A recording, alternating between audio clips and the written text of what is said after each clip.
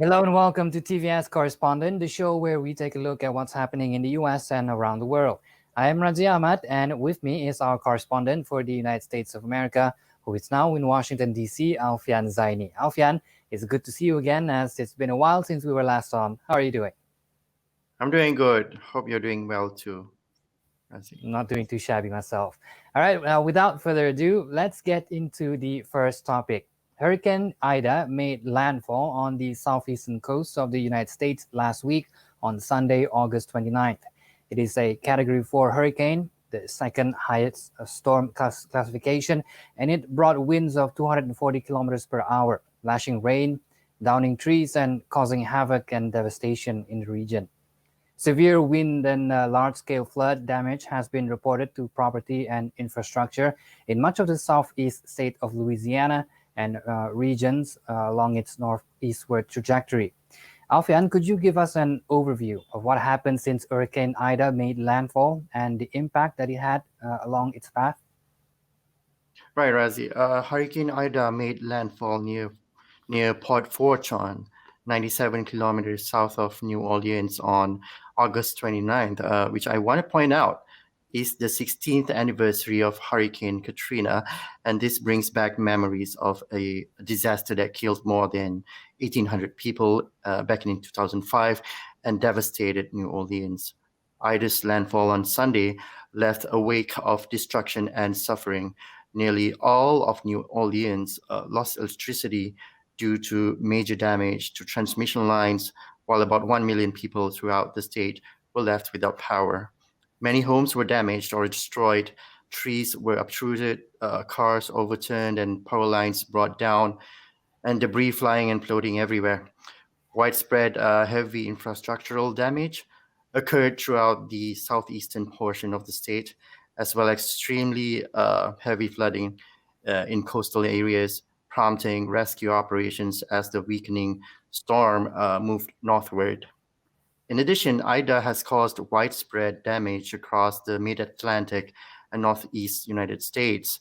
As it moved to the northeast, its remnants spawned several tornadoes, with some being destructive and powerful. On September 1st, record rain and catastrophic flash flooding also occurred through extensive portions of the region, including New York, New Jersey, and surrounding areas. In all, the impact of Hurricane Ida in the northeast United States was unusually intense and deadly, Radzi. Extremely destructive and deadly indeed. Now, how many lives were lost during this disaster, Alfian? Authorities said Hurricane Ida's death toll in Louisiana rose to 9 on September 4th. They include a man who drowned in New Orleans after attempting to drive his vehicle through floodwater, as well as 6 nursing home residents who died at an evacuation center due to squalid conditions. Louisiana man was also indirectly killed after he was mauled to death by an alligator while walking through Ida's floodwaters. Meanwhile, northeastern U.S. states started the Labor Day holiday weekend digging through debris left by the deadly deluge that killed more than 50 people. New York City Mayor Bill de Blasio said that at least 11 New Yorkers who died in the storm died in their basement apartments. Overall, there have been at least 65 deaths across 8 U.S. states related to Ida. And I imagine the total damages to infrastructure would number in the hundreds of billions of dollars. Well, not quite. The storm has caused an estimated $50 billion in damages, making Ida the 6th costliest hurricane on record. All right, and now that the storm has passed, how are things shaping up in the aftermath? After the storm passed, nearly all of the oil production along the Gulf Coast was shut down, accounting for about 15% of the U.S. total. This caused oil and gasoline prices to rise across the U.S. Meanwhile, in Louisiana, over 5,000 National Guard members were deployed, and more than 25,000 workers nationwide came in support of recovery efforts. US President Joe Biden declared a major disaster in the state, which allowed for extra funding and recovery. Unfortunately, sweltering weather conditions following Ida worsened the living condition or living quality of many surviving residents without power and food. More than 2 million were placed under heat advisories after Ida passed. Officials said that power may not be restored to some for up to a month, a delay that could be life-threatening because of intense heat. And in the Northeast, states of emergency were declared in New York, New Jersey, and Connecticut. Many rescue crews were sent in boats through flooded streets the day after the storm in Philadelphia, northern Delaware, and portions of New York State.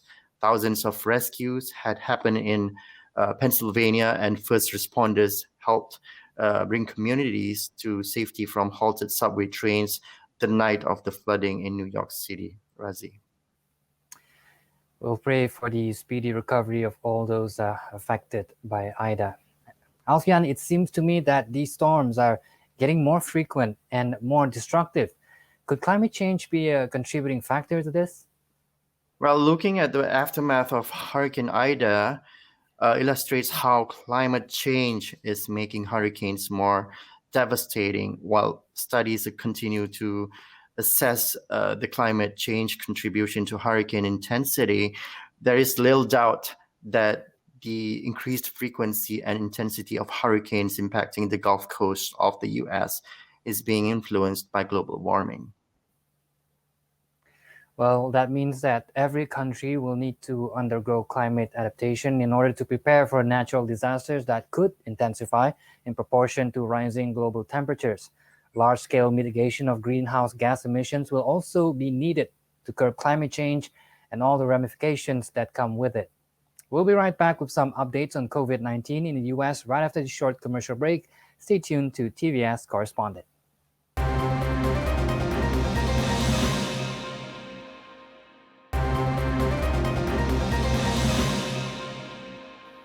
We are back on TVS Correspondent with COVID-19 now on the agenda.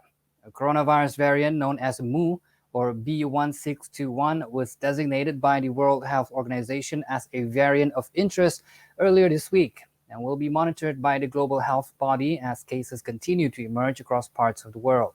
It is the fifth variant of interest currently being monitored by the WHO. Alfian, could you inform us on where it was first detected and where is it now? The variant was first detected in Colombia in January 2021, where cases continue to rise.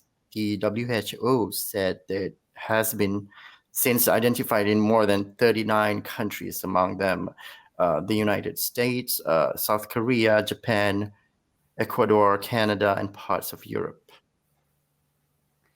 How widespread is Mu in the United States?